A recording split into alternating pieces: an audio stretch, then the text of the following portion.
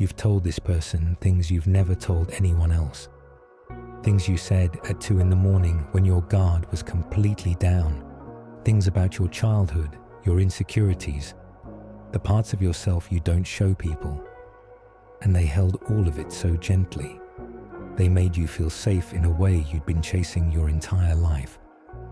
But here's what you haven't let yourself think about yet. Every single thing you confessed is now a loaded weapon sitting in someone else's hands. And the reason you can't see the danger is because they've never raised their voice, never insulted you, never done a single thing you could point to and call wrong. They don't need to. They have something far more effective than cruelty. They have your complete emotional blueprint, and they know exactly where to press. Most people think empathy is inherently good. That's the mistake. Empathy is a tool, and like any tool, its value depends entirely on the hands holding it. A narcissist hurts you clumsily. They lack the ability to truly see what's happening inside you. So their manipulations are broad and often obvious. Insults, tantrums, outright lies. You can see the damage and name it. But a dark empath reads your emotional landscape with surgical precision and then uses that map to navigate you exactly where they want you to go. All while making you feel like it was your idea. They know when you're insecure before you've said a word. They sense your need for approval and feed it just enough to make you dependent on their validation. They feel your fear of abandonment and position themselves as the one person who would never leave, which gives them a kind of leverage that no amount of screaming or threatening could ever achieve. Machiavelli understood something about human nature that most people still refuse to accept. Power does not belong to the strongest or the loudest. It belongs to whoever controls perception. The dark empath has internalized this completely. They don't dominate a room by force. They dominate it by becoming whatever the room needs them to be. With your friends, they're charming. With your family, they're warm and respectful.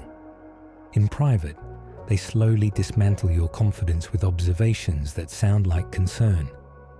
They'll tell you they're worried about you, that you seem off lately, that maybe you're taking on too much, and it sounds like love until you realize that every time you start gaining momentum in your own life, they find a subtle way to pull you back into doubt. The reason dark empaths are almost impossible to identify early on is that they give you exactly what you've been starving for. They listen when no one else does. They remember details about you that other people overlook. They make you feel seen in a way that's almost intoxicating. And that feeling of being truly understood creates a bond that's incredibly difficult to question later, because questioning it means admitting that the deepest connection you felt might have been engineered. Nobody wants to believe that, so you don't. You explain away the discomfort. You tell yourself you're overthinking. You rationalize every red flag because the alternative, that someone could understand you completely and still choose to use you, is too painful to sit with. This is where perception management becomes an art form, and the dark empath is a master of it. They rarely say anything directly cruel. Instead, they specialize in implication. A raised eyebrow when you mention a new friendship. A long pause before they respond to your good news. A compliment wrapped around an observation that makes you feel vaguely inadequate. They control how you see yourself, not through aggression, but through a constant, almost invisible recalibration of your confidence. You start second-guessing decisions you used to make effortlessly. You begin running choices by them before you act, not because they demanded it, but because their reactions have trained you to need their approval without either of you ever naming what's happening. Machiavelli wrote, that the best fortress a ruler can have is to not be hated by the people. The dark empath takes this further. They don't just avoid being hated. They make it so that you would feel guilty for even thinking critically about them, because they position themselves as the caring one, the one who sacrifices, the one who's always there. And if you ever try to confront the dynamic, they have the perfect response. They don't get defensive. They get hurt. They tell you it's painful that you would see their love that way. They cry, or they go quiet in a way that makes you feel like the aggressor. And within minutes, you're the one apologizing for having boundaries. This is control at its most refined. It doesn't look like control. It looks like love that you're too damaged to receive properly. The people who fall hardest for dark empaths are not stupid or weak. They're usually the opposite.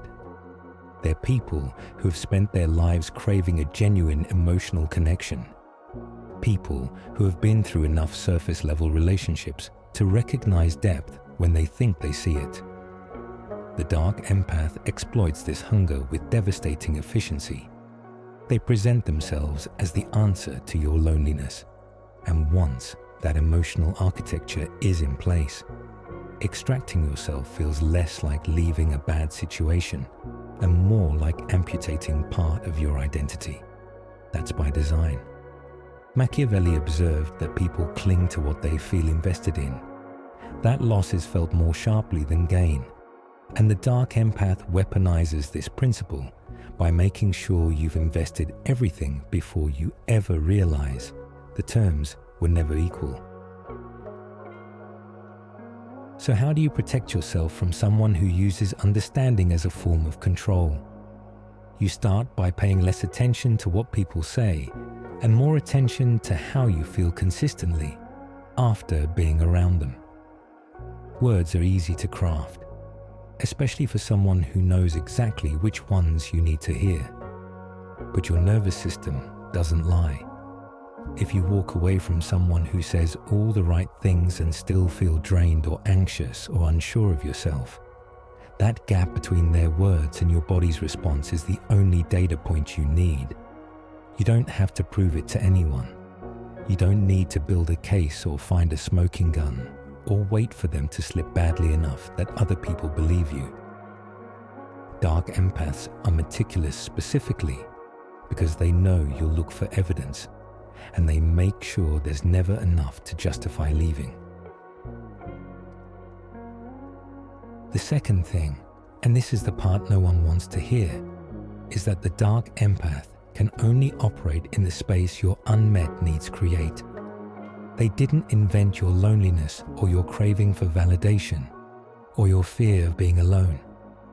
They found it and moved into it like a tenant who knows the landlord is too desperate to check references. Machiavelli would say the greatest vulnerability in any system is the one its ruler refuses to acknowledge. Your unexamined needs are that vulnerability.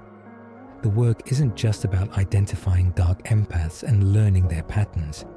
It's about becoming someone who doesn't hand over the map to their own emotional landscape to whoever shows up with warmth and attentiveness. Because as long as being understood feels rare to you, anyone who offers it will have power over you. The most dangerous person in your life will never look dangerous. They'll look like everything you've been waiting for. They'll feel like relief. And the only way to see them clearly is to stop being so hungry for someone to finally get you that you forget to ask why they're looking so closely in the first place,